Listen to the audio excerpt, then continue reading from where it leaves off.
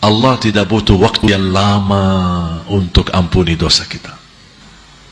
Dosa, istighfar, langsung dapat ampunan. Kata setan, capek deh, saya kerja keras, capek-capek, goda dia, malah cepat diampuni Allah. Makanya jangan berhenti istighfar.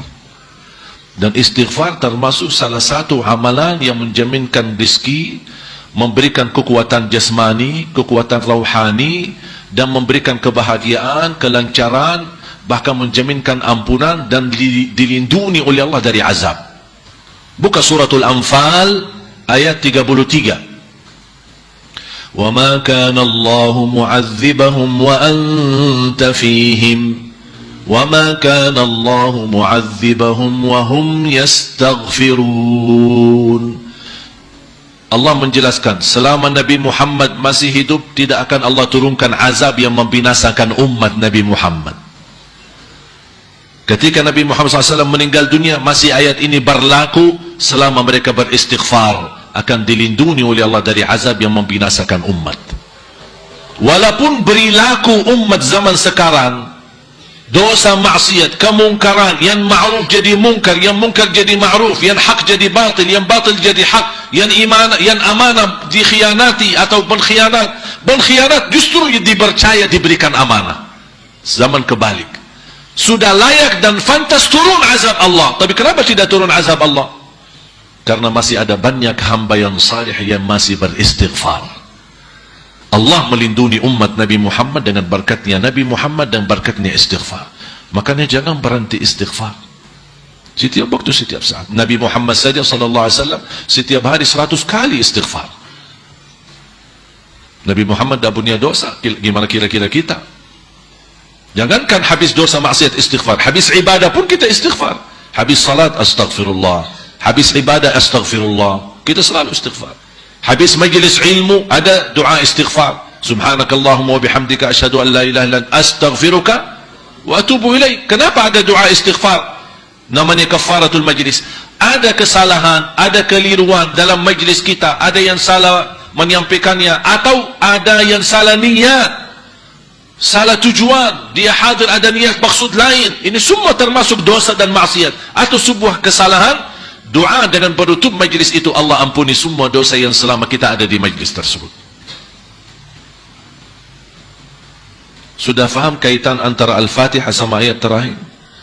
Jadi saya harap mulai hari ini, dalam salat maupun di luar salat, kalau anda lagi baca Al-Fatihah, tolong rasakan anda lagi berdialog sama Allah, sama ayat terakhir suratul Baqarah. Setiap anda baca, Allah mendengar dan Allah ijabah. Maghfirah, diampuni dosa, tapi belum tentu terhapus dari hukum. Allah tunjukkan di hari kiamat. Beda sama afu. Afu akan Allah ampuni dosa dan Allah hapuskan dari buku amal, tidak dibekas, tidak ada bekasnya. Kita buka buku amal, kok mana dosa saya yang selama ini saya lakukan? Allah sudah afu, hapus total. Makanya salah satu afu yang mulia, kita mampu membalas kezaliman seorang, wal afu indal maqdirah. Kita mampu memaafkan, kita mampu membalas dendam, kita mampu membalas kezaliman, tapi kita maafkan.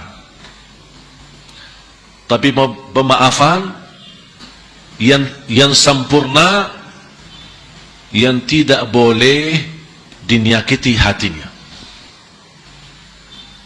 itu namanya afu, bukan maghfirah. Kalau anda ampuni orang, maafkan orang, tapi masih selalu ingatkan, setiap ketemu, ya anda kan dulu sudah maafkan, jangan lupa ya, itu namanya menyakiti hati. Berarti ini belum masuk afu, kita belum afu. Kalau afu, memaafkan seorang harus terlupa, tidak boleh ada bekas di hatinya. Sudah lupa, ikhlas betul. Afun bila adha wala tasyakki, tidak boleh dinyakiti dan tidak boleh diadu ke orang lain. Ini dulu suka begini sama saya, tapi anda sudah maafkan. Cerita sana sini, oh ini kan dulu suka nyakiti, tapi anda maafkan.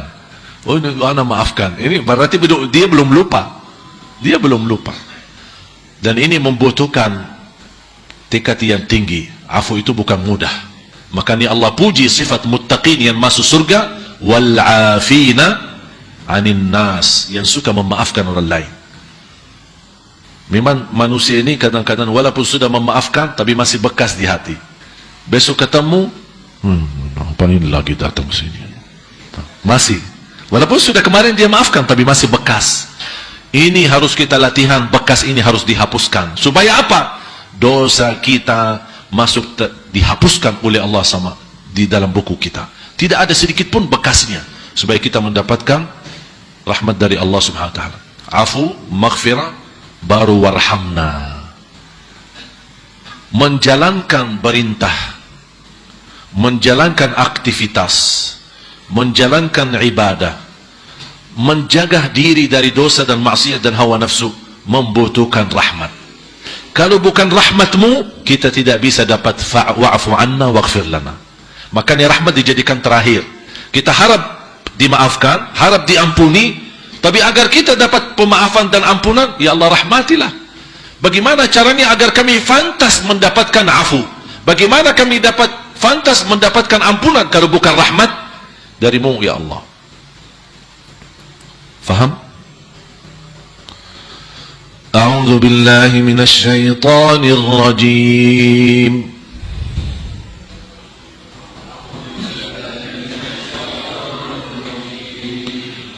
A'udzu billahi minasy syaithanir rajim.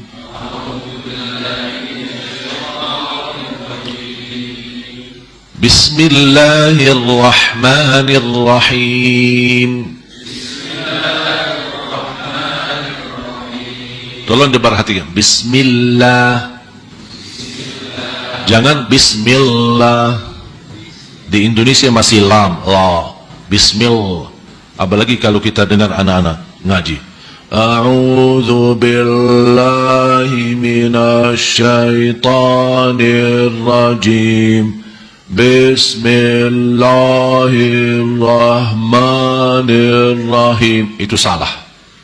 Dan sering saya ketika kunjungi pesantren, TK-TK, sekolah-sekolah tahfiz Quran, tidak boleh ngajarin anak seperti itu. Mengarit-ngarit ayatnya, mengarit-ngarit hurufnya. Harus diberikan kemudahan. A'udzu billahi, a'udzu billahi. Jangan a'udzu billahi.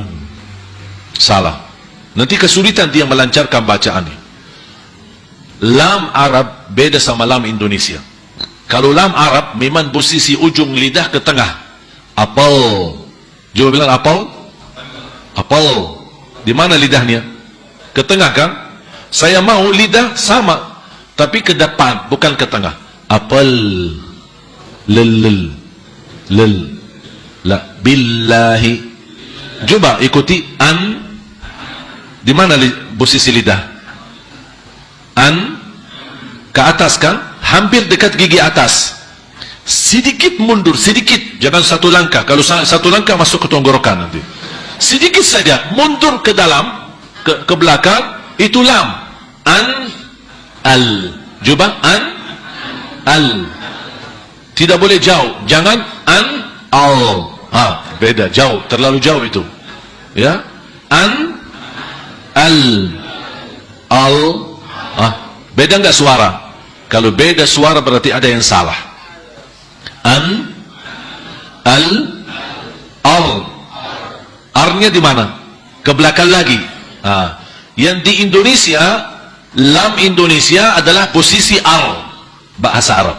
Ra, al, al. Bismillah. Sudah tahu posisi? Yang saya harap sekarang Bapak Ibu jamaah sekalian bisa membedakan mana yang benar, mana yang salah. Walaupun Anda belum mampu sempurnakan ucapan yang benar, tidak masalah. Yang penting kita sekarang sudah tahu yang penting mana yang benar, mana yang. Kalau sudah tahu bedanya, insya Allah akan mudah bisa membenarkan dan menyempurnakan yang